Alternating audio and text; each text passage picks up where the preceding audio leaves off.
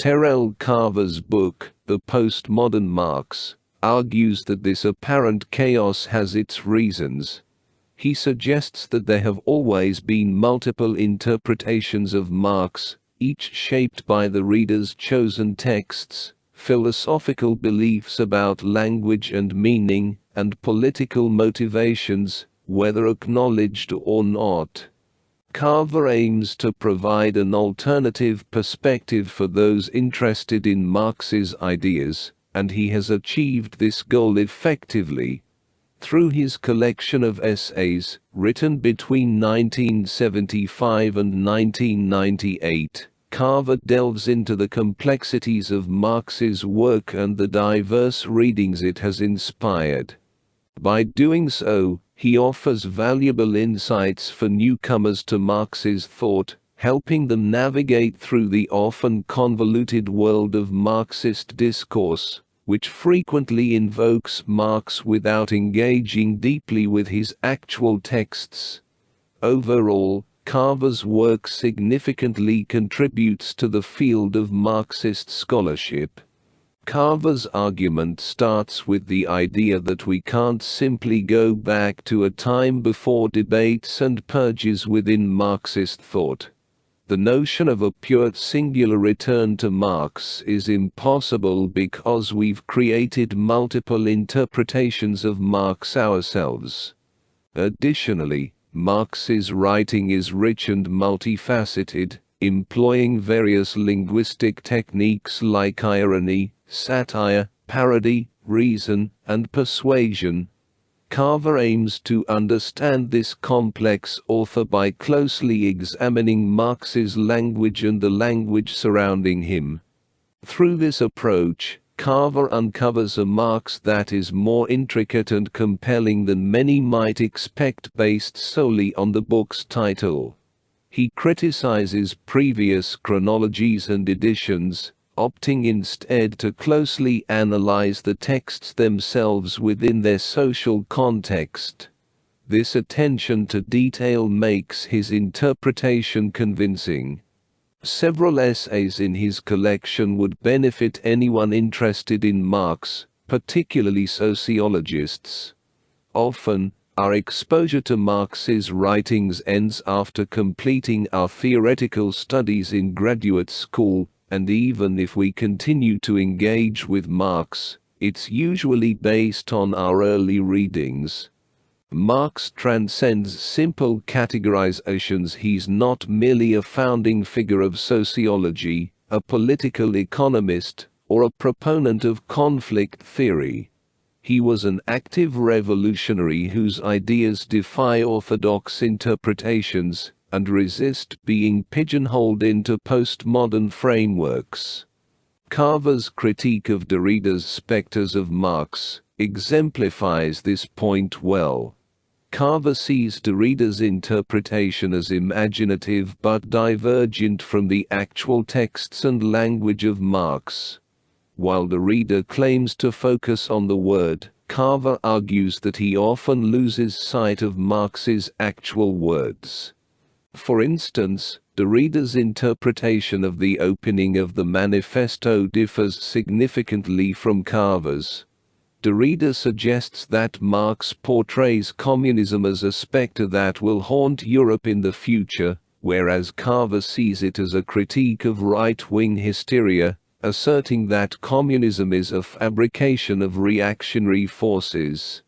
Carver also scrutinizes the conventional views within Marxist circles, focusing on two key relationships: Marx's connection with Hegel and with Engels. His analyses of these relationships challenge commonly held assumptions and force readers to reconsider their fundamental understandings of Marx's intellectual influences. Regarding Marx's relationship with Hegel, Carver doesn't attempt to downplay Hegel's influence on Marx, or suggest that Marx merely developed Hegel's ideas. Instead, he argues that Marx engaged with Hegel to address fundamental philosophical questions that existed prior to Hegel. Hegel provided a framework for Marx to explore and critique philosophical concepts from various. Carver questions why Hegel is emphasized over other philosophers like Aristotle, Democritus, Epicurus, or Shakespeare. He suggests that the notion of a significant Hegel-Marx connection was largely propagated by Engels to make Marx more accessible to his audience, especially as Hegelian political influence waned after 1848. Engels portrayed Marx as the successor to Hegel, which Carver views as a strategic move to elevate Marx's status.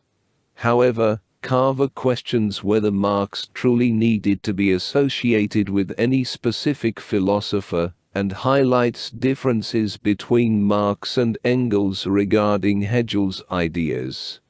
Carver's analysis includes examining changes made by Marx and Engels to texts like the German ideology and their writings about each other. He concludes that contemporary readings of Marx often prioritize Hegel and Engels over Marx himself.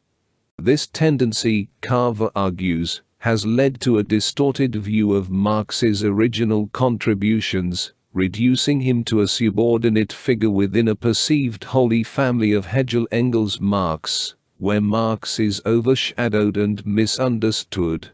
The book delves into various aspects of Marx's writing, including his stylistic precision, use of critique, concepts of political economy, narrative techniques, and political interventions. The concluding chapter explores gender and women in Marx's texts, contributing to the ongoing dialogue between feminism and Marxism. In a peculiar manner, much of the academic study associated with Marxism resembles a type of fundamentalist biblical scholarship. This involves persistently scrutinizing texts to find elements that support a particular contemporary political viewpoint. Certain texts are emphasized for their significance, while others are disregarded or treated with a sense of discomfort. These less emphasized texts might only be mentioned in bibliographic references, as if to suggest they represent an earlier, less refined version of the thinker in question. Determining what exactly constitutes the core works of Marx has been a long-standing issue. The history of Marxism isn't solely about revolutionary movements. It also involves contentious debates over interpreting Marx's writings, sometimes with grave consequences. Many individuals claim to adhere to Marxism, yet their interpretations of Marx's ideas can vary wildly, leading to the perception that there are as many interpretations of Marx as there are individuals who consider themselves Marxists.